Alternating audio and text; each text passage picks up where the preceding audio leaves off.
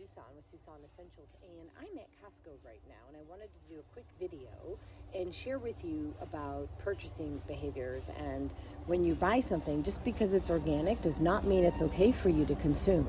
So let me do a quick turnaround here.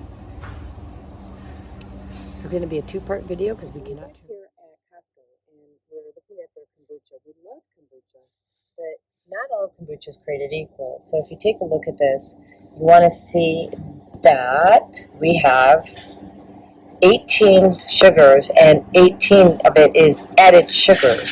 So this promotes itself as being a healthy product, but it's really not so much, because after filtered water, your second ingredient is cane sugar.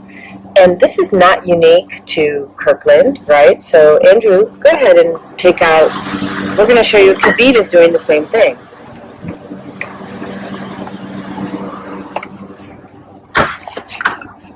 So right here, perfect.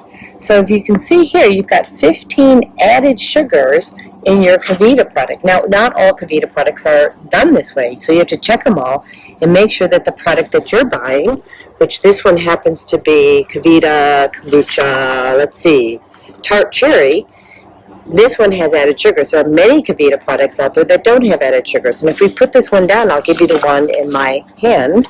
Thank you, Andrew. And so this is another product. Let's just keep it straight up for people. It's organic, right? That's a beautiful thing. But then you take a look at this again, 24 added sugars. So you have to really read these labels. So again, the ingredients are a key juice, and I never pronounce that right. So you guys can all kind of sass me on social media. But the next ingredient is organic cane sugar, and then organic tapioca syrup. When you see something that says syrup, you want to think sugar.